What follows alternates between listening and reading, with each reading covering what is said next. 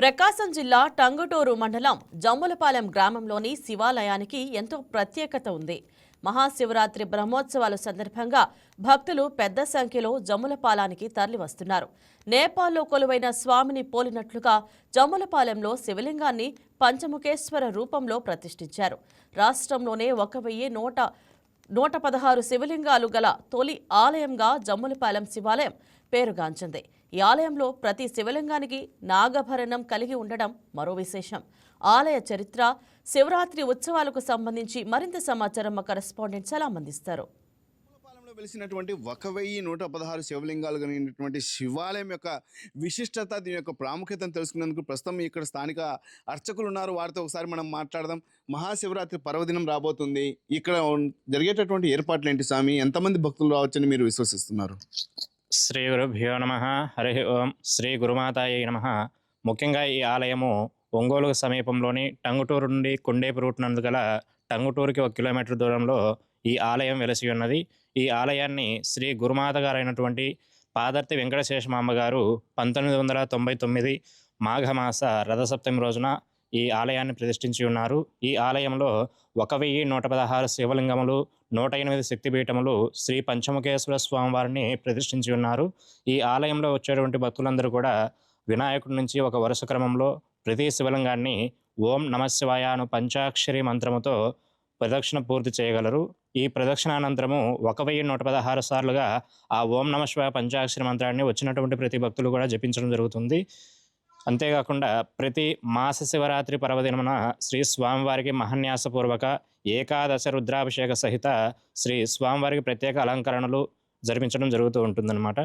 ఇక్కడ ఉన్నటువంటి ఏదైతే పంచముఖ శివలింగం ఏదైతే ఉందో, ఈ యొక్క శివలింగము నేపాల్ నుండి అక్కడి నుంచి తీసుకుని వచ్చి అక్కడ ఉన్నటువంటి ఆలయాన్ని పోలినట్లు ఉంటుందని చెప్పేసి భక్తులు చెప్తుంటారు. అసలు దీని ప్రకారంగా దీని చరిత్ర ఏందమంటారు? గురుమాత గారైనటువంటి పాదర్తి వెంకటశేషమాంబ గారు తీర్థయాత్రలో భాగంగా కాశీ, నేపాల్ ఇటువంటి పుణ్యక్షేత్రాలను సందర్శించడం జరిగినది. ఈ ఆలయము నేపాల్లోని కాఠ్మాండు దగ్గర పశుపతినాథ స్వామివారిని దర్శించిన తర్వాత ఇక్కడికి వచ్చినటువంటి అమ్మవారు అదేవిధంగా ఉండేటువంటి స్వామివారిని ప్రతిరూపంగా ఇక్కడ ప్రతిష్ఠించి ఉన్నారు. అందువలన ఇక్కడ స్వామివారిని పంచముఖ పరమేశ్వరుడిగా పిలువబడుతూ ఉంటున్నారు. అంటే రేపు మహాశివరాత్రి పర్వదినం రాబోతుంది. దాదాపు ఇక్కడ దగ్గర ఉన్నటువంటి ప్రకాశము, నెల్లూరు, బాపట్ల ఇలా జిల్లాల నుండి కూడా భక్తులు తరలి వస్తుంటారు. వారికి ఎటువంటి అసౌకర్యం, ఎటువంటి ఏర్పాట్లు సాగుతున్నాయి ఇక్కడ స్వామి?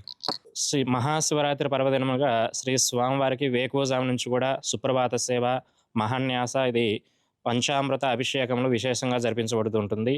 అంతేకాకుండా స్వామివారికి మహాలింగోద్భవ సమయమున అర్ధరాత్రి 12 గంటల సమయంలో స్వామివారికి విశేషంగా పూజాది కార్యక్రమం జరిపించబడుతుంది. మహాశివరాత్రిలోనూ కూడా మహా అన్నదాన కార్యక్రమం జరుగుతూ ఉంటుంది.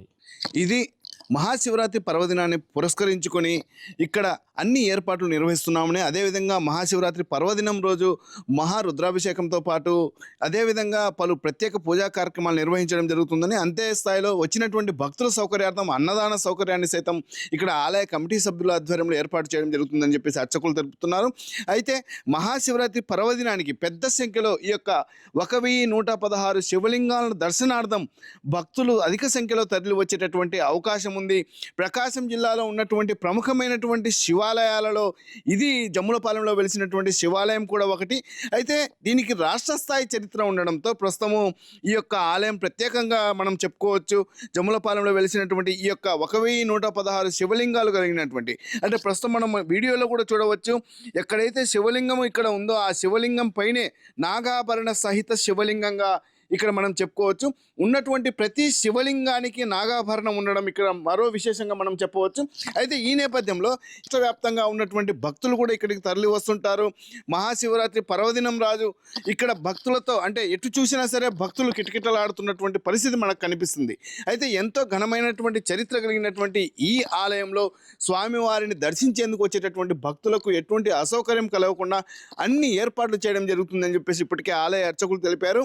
అయితే ప్రతి ఒక్కరూ మహాశివరాత్రికి ఇక్కడ ఉన్నటువంటి 1,116 శివలింగాలను దర్శించి తమ కోరికలను తీర్చుకోవాలని చెప్పేసి, అదేవిధంగా స్వామివారి కృపకు పాత్రలు కావాలని చెప్పేసి అర్చకులు తెలిపారు.